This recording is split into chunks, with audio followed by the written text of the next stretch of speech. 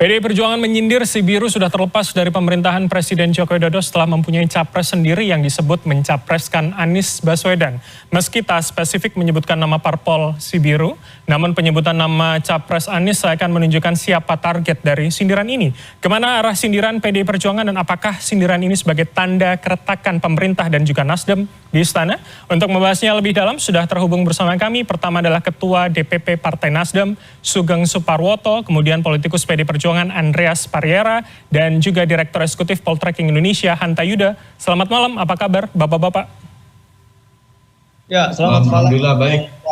Pemirsa CNN. Ya. Baik, alhamdulillah dalam kondisi baik begitu semua narasumber. Saya akan menanyakan tanggapan kepada Mas Hanta. Kemudian Nasdem telah mengatakan komitmennya koalisi, tapi ketakutan masih ada begitu rasanya dari PDIP. Bagaimana Anda melihatnya, Mas Hanta?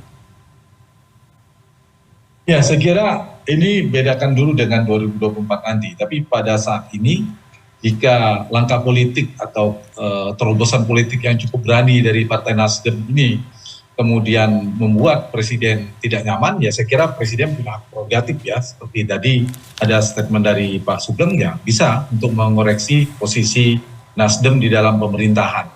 Tapi jauh dari di luar itu, menurut saya Bram, yang patut ya kabar baik bagi demokrasi bagi saya ketika ada deklarasi potensi ya, baru potensi Nasdem, Demokrat dan PKS, kita menghindari kemungkinan ada calon tunggal. Kan bisa jadi misalnya Nasdem semua partai dalam pemerintahan semua satu calon mendukung pasangan A dan B misalnya. Sisanya adalah Demokrat dan PKS. Kalau Demokrat dan PKS tidak cukup membuat poros koalisi, dan kalau itu yang terjadi kan tidak ada. Yang kedua, isu yang cukup kencang bahwa dituduh diasumsikan seolah-olah disetting akan ada dua calon, yang kedua-duanya disetting orangnya Jokowi semua, all the president men semua, istilahnya begitu. Tetapi dengan adanya muncul Anies, berarti otomatis robohlah kemungkinan atau prediksi itu. Jadi ada kemungkinan lawan-lawan politiknya, sehingga saya kira implikasi politiknya Bram yang menarik menurut saya ini. Kalau dari tema CNN ini retak koalisi Jokowi, saya kira mestinya tidak, tapi potensinya cukup besar dalam berjalan pemerintahan. Karena pemerintahan Pak Jokowi ini masih 2 tahun, tetapi di saat yang sama, Nasdem misalnya sudah punya calon sendiri. PDI Perjuangan nanti bersama siapa sudah punya calon sendiri. Nah, satu sisi memang sedang berkoalisi dalam pemerintahan sampai 2024, tetapi di sisi yang lain ada potensi keretakan koalisi itu. Implikasi lainnya, poin yang kedua, meskipun sekarang ada porosnya bisa 4 potensi, saya baca kemungkinan hanya 3 maksimal dan kemungkinan bisa menjadi 2 poros terkonsolidasi. Nah, mengapa ini menjadi ramai? Poin saya ini catatannya, karena Nasdem mencalonkan capresnya Anies Baswedan dan mitra koalisinya adalah Demokrat dan PKS. Mengapa? Karena PDI Perjuangan sejak awal sekjennya Pak Hasto, Mas Hasto mengatakan kecil kemungkinan bagi PDI Perjuangan berkoalisi dengan PKS dan Demokrat. Di saat yang sama, Nasdem membangun koalisi dengan 2 partai itu. Kemudian dengan Anies Baswedan, tadi ya dari statement Pak Andreas juga. Nah, kalau saya mengistilahkan posisinya berjarak dengan kekuasaan. Karena Nasdem membangun koalisi dengan 2 partai di luar pemerintahan, mendukung capres yang dianggap berjarak dengan kekuasaan atau berjarak dengan Pak Jokowi. Nah, yang itu membuat politik tidak nyaman. Meskipun mungkin secara sistem politik ketatanegaraan, ya oke-oke saja. Baik. Tetapi inilah dinamika. Kalau saya sering candakan, ya dinamis Pak Hasto punya hak untuk menyampaikan statement itu, Nasdem juga punya hak untuk meresponnya. Tapi kita tidak tahu, politik ke depan kan masih dinamis. Bisa jadi Pak Sugeng dan Pak Andreas ini nanti duduk bersama. Ujungnya dia berkoalisi, mungkin saja dalam politik nyatanya Nasdem dan PDI Perjuangan hampir 10 tahun bersama. Jadi ya ini reak-reak politik yang saya kira potensi dinamika semakin kencang semakin besar. Tetapi pergerakan politik, baik statement yang dibuat oleh sekjen PDI Perjuangan maupun keputusan Partai Nasdem mendukung Mas Anies Baswedan ini menurut saya membuat polar politik cenderung terkonsolidasi. Terkonsolidasinya apa? Karena saya misalkan ada jumlah gini, kawannya musuh kita itu adalah lawan politik kita. Atau dengan kata lain, lawannya musuh kita adalah kawan kita. Dalam makna lawan kompetisi ya. Nah, karena itulah Nasdem berkawan atau membangun aliansi politik yang berseberangan dengan pemerintahan, dengan PDI Perjuangan, ya, termasuk terjadi seperti itu. Kenapa? Faktor nomor 1 3 partai ini, Mas Sugeng, Nasdem, Demokrat dan PKS. Apa pemersatunya selain kebutuhan 20%? Menurut saya pemersatunya adalah, saya ingin menyebutnya Pak Jokowi dan PD Perjuangan. Baik. Karena tadi posisi mereka di luar pemerintahan pun sebaliknya, nanti Bang Andreas, Pak Jokowi dan Ibu Mega yang orang ragukan, wah ini bisa pisah dua, ini semakin terkonsolidasi, akan bersatu karena lawan politiknya kuat juga. Di sana ada Pak Surya, ada Pak SB. Kalau terjadi ya, ini faktor-faktor yang saya kira Mas Ganjar, Mbak Puan dan seterusnya akan menjadi perhitungan-perhitungan Bang Andreas yang cukup kalkulasi yang semakin serius ini, Mas Sugeng. Ternyata Anies maju nih, kita nggak main-main nih. Mas Andreas juga akan menyiapkan calon wakil juga. Berarti kalau Anda katakan konsolidasi semakin kuat, petanya semakin terpatok dengan jelas begitu, jangan-jangan ini menepis keraguan publik yang mengatakan misalkan jangan-jangan suara PDIP ini belum tentu suara istana begitu terkait dengan keraguan soal Nasdem ini. Seperti apa Anda melihat nih?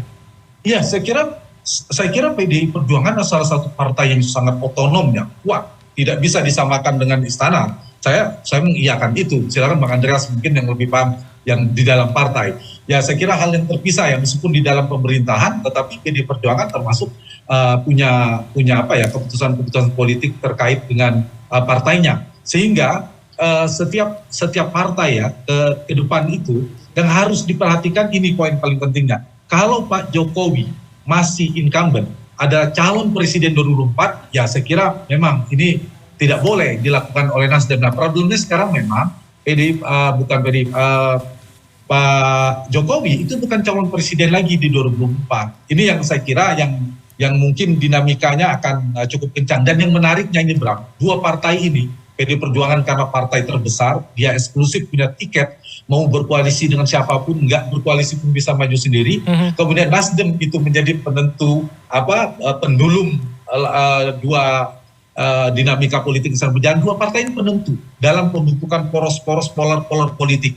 PDI Perjuangan itu sangat menentukan nanti poros menjadi 3, bahkan bisa 2 dikumpulkan. Ini kan kalau PDI ngumpul-ngumpul semua jadi 2. Pun Nasdem, kalau Nasdem gabung, nah kesulitan tuh. Anies dan dua partai di luar pemerintahan mendapatkan tiket partai. Jadi para kandidat-kandidat kuat tadi, dia dapat dukungan publik dalam fase kandidasi. Sekarang ini mencari boarding pass. Saya ingin mengatakan bahwa suka atau tidak suka partai lain, PDI Perjuangan terutama nomor 1, yang kedua dan Nasdem, itu menentukan poros-poros koalisi yang akan berubah total. Kalau berubah total, kalau dua partai ini bergabung. Nah kalau dua partai ini bisa kalian PDI Perjuangan dan Nasdem berada di poros yang sama, petanya berubah. Tapi kalau sekarang seperti prinsip poltering Indonesia membuat poros-poros koalisi, kecenderungannya mengarah ke sana. Baik. Nasdem dan PDI Perjuangan berpisah. Saya akan ke Mas Hanta, apakah kemudian ini menjadi tanda begitu, menjadi desakan agar segera ada reshuffle, Mas Hanta? Ya, yang pertama reshuffle sepenuhnya ya adalah wilayah hak prerogatif presiden. Kalau Presiden Jokowi merasa tidak nyaman atau langkah politik Nasdem itu dianggap bagian membuat presiden tidak nyaman, saya kira itu sah-sah saja. Kapanpun presiden untuk melakukan itu. Meskipun mungkin Pak Sugeng juga belum tentu tidak suka, bisa jadi suka juga, ditunggu oleh Nasdem, Bang Andreas. Kalau kemudian dikeluarkan menterinya, kemudian bisa misalnya dikapitalisasi, sedang berada di dalam pemerintahan untuk memperkuat simpati publik. Karena kita tahu ada implikasi di mana ketika pada saat itu Jokowi misalnya ingin mengumumkan reshuffle kapanpun, itu adalah kapan presiden mau pasti bisa dilakukan. Nah, persoalannya adalah Nasdem ini sedang mengalami dilema juga setelah memutuskan seperti ini. Dilemanya apa? Satu sisi pemilih Jokowi pasti berpotensi pergi, mengalami degradasi dukungan kepada Nasdem, mungkin yang kecewa kepada Nasdem. Tapi di saat yang sama ada potensi pemilih Anies bergabung ke Nasdem. Nah, kalau kemudian Nasdem mendapatkan tanda petik sanksi dari Pak Jokowi, dikeluarkanlah para menterinya dalam reshuffle kabinet misalnya, kemudian semakin heroik kemudian Nasdem di luar pemerintahan, nah itu bisa dikapitalisasi, mendapatkan simpati publik, sehingga semakin jelas posisinya mungkin yang bisa dibaca oleh publik. Nah, satu catatan saya, meskipun ini hak partai ya, karena Pak Jokowi bukan incumbent, beda kalau Pak Presiden Jokowi masih maju dari 2004, itu secara etik dilanggar oleh Nasdem. Tapi ini kan Presiden Jokowi bukan calon presiden. Cuma waktunya menurut saya timingnya terlalu cepat memang, karena kepemimpinan Pak Jokowi itu masih sekitar berapa hari, masih 2 tahun lebih ya Bang Andreas ya, sekitar 2 tahun, artinya masih lama. Sementara di saat yang sama sekarang Nasdem sudah punya capres sendiri. Itu yang saya kira kurang aptiknya di situ, terlalu cepat, sehingga di saat yang sama kalau preferensinya Partai Nasdem beda dengan preferensinya Pak Jokowi. Di 2024 itu sedikit banyak agak mengganggu. Tetapi di saat yang sama dilemanya, Partai Nasdem beda dengan partainya Mas Bang Andreas PDIP Perjuangan. PDIP mengumumkan di ujung sehari sebelum pun bisa Ibu Mega. Kenapa? Sudah lebih 20%, tinggal diumumkan maju. Sementara kalau Nasdem tidak bisa, baru berapa 10%, sehingga butuh waktu untuk membangun koalisi dengan PKS kah, dengan Demokrat kah, dengan siapa. Sehingga butuh waktu untuk mengangkat, memberikan panggung pada Anies. Nah, ini yang membuat dilema bagi Nasdem. Saya kira ada risiko politik yang harus diambil. Terlalu cepat, tapi kalau terlalu lambat juga nanti di 2024 mereka tidak bisa mengambil peran yang eksistensi yang signifikan atau strategis di kontestasi 2024. Baik, Mas gitu, Hanta, berarti artinya ketika Anda Nah, sudah menyebutkan potensi implikasi, misalkan akan dikapitalisasi untuk meraih simpati publik, seberapa besar akhirnya potensi dari reshuffle akan terjadi kemudian? Saya kira kalau prediksi saya dalam waktu dekat ya, dugaan saya tidak akan ada reshuffle kabinet, dan Pak Jokowi termasuk dan timnya punya hitung-hitungan politik. Tidak kecil kemungkinan, kalau kemungkinan dalam waktu dekat gara-gara mendukung Anies lalu kemudian direshuffle lah kabinet. Nanti dorong-dorongan ini ada yang meminta menterinya dong mundur kalau begitu. Kalau gitu silakan, kalau dari Nasdemnya kalau gitu prerogatif presiden mau melakukan reshuffle kapanpun bisa. Sehingga saya kira kalau dalam waktu dekat tidak ya, saya kira. Dan saya pikir kurang baik juga bagi Pak Jokowi. Reshuffle kabinet itu tidak hanya pertimbangan politik, dilakukan harus berdasarkan kinerja, berbasis kinerja. Apalagi meskipun kita multi partai, kita kan presidensial. Jadi harusnya adalah basis kinerja. Seperti Bang Andreas juga katakan tadi, jadi bukan soal kekuasaan saja.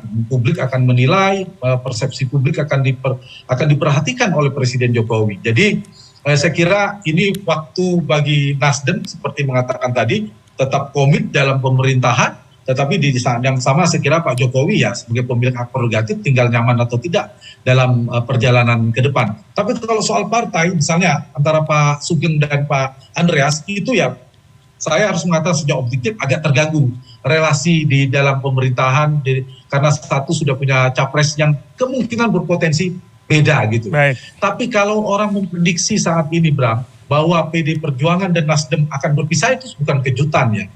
Potensi di rilis kami Polteng Indonesia rilis pada saat itu secara terbuka ya, Pak Sekjen ada diundang, kami juga mengundang Waketum Nasdem, Pak Sekjen PD Perjuangan pada saat itu mengatakan ya kemungkinan arahnya pengen 2 poros. Dan yang 2 poros di luar pemerintahan itu ya seperti PKS dan Demokrat mungkin plus Nasdem. Nah, ada potensi ini akan ada kekuatan besar bisa terjadi. Kekuatan besar itu dalam makna koalisi besar ya, yang dibangun oleh PD Perjuangan bisa head to head 2 pasangan ini. Meskipun potensi 3 pasang masih cukup besar kalau Pak Prabowo tetap menjadi capres.